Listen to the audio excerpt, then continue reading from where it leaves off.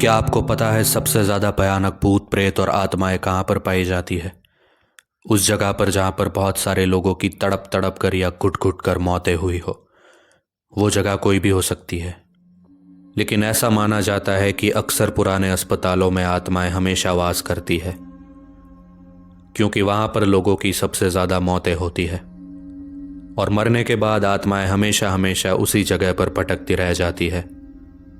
कुछ आत्माएं अपने समय चक्र में फंसी रहती है, वो वैसे ही रहती है जैसी वो जिंदा थी तब थी। और कुछ आत्माएं बहुत ही क्रोधित होती है और वह अपने आसपास रहने वाले लोगों को परेशान करके अपना गुस्सा उतारती है। आज ऐसी एक कहानी मैं आपको सुनाने जा रहा हूं, जो घटित हुई थी 2014 में भारत से हजारों किलोमीटर दूर ऑस्ट्रेलिया के बिलबर्न शहर में।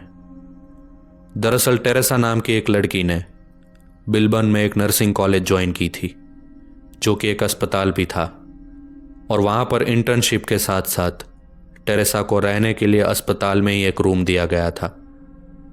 टेरेसा जब उस रूम में पहुंची तब उसने देखा कि उस रूम में पहले से ही एक और लड़की मौजूद थी, जो कि टेरेसा की रूममेट थी।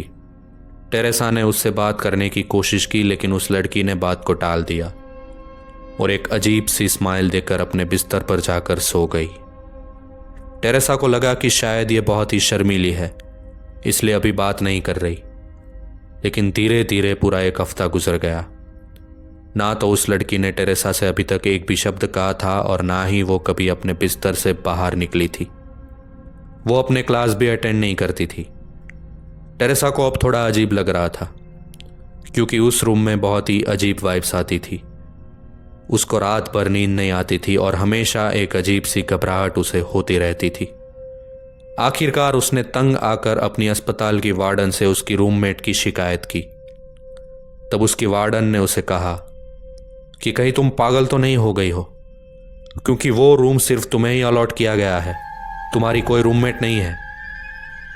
तब टेरेसा चौंक गई। उसकी समझ में कुछ नहीं आ रहा था। तभी उसकी क्लासमेट ने उसे बताया कि तुम जिस रूम में रह रही हो, रूम नंबर 18, उस रूम में कोई रहना नहीं चाहता, क्योंकि वो रूम सोफिया नाम की एक लड़की की आत्मा से हॉन्टेड है। दरअसल 7 साल पहले सोफिया नाम की लड़की ने उस रूम में अपने बिस्तर पर जहर खाकर आत्महत्या कर ली थी। तब से कई सारे लोगों ने उस रूम में सोफिया की आत्मा को देखे जाने का दावा किया है, इसलिए वो रूम हमेशा हमेशा के लिए खाली रहता है।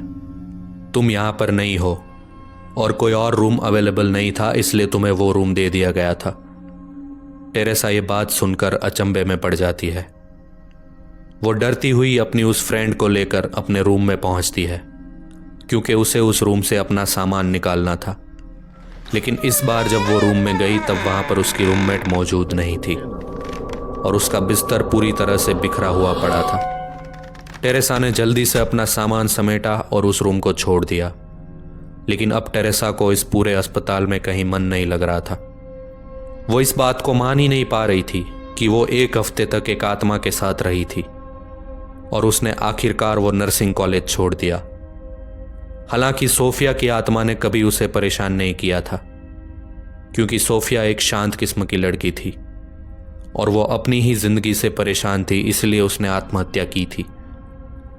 उसकी आत्महत्या के पीछे किसी और का हाथ नहीं था। लेकिन कई सारे लोग ऐसे होते हैं जो दूसरे लोगों से तंग आकर आत्महत्या कर लेते हैं, या फिर कोई उसका खून कर देता है। ऐसे लोगों की आत्मा बहुत ही ज्यादा भयानक होती है। अगर आप उस आत्मा के संपर्क में आएंगे तो वह अवश्य ही आपको नुकसान पहुंचाने की कोशिश करेगी। आज के वीडियो में बस इतना ही।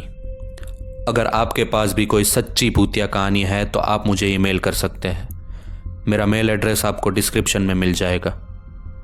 जल्दी मुलाकात होगी आपसे एक और सच्ची भूतिया कहानी के साथ। तब तक के लिए अलविदा।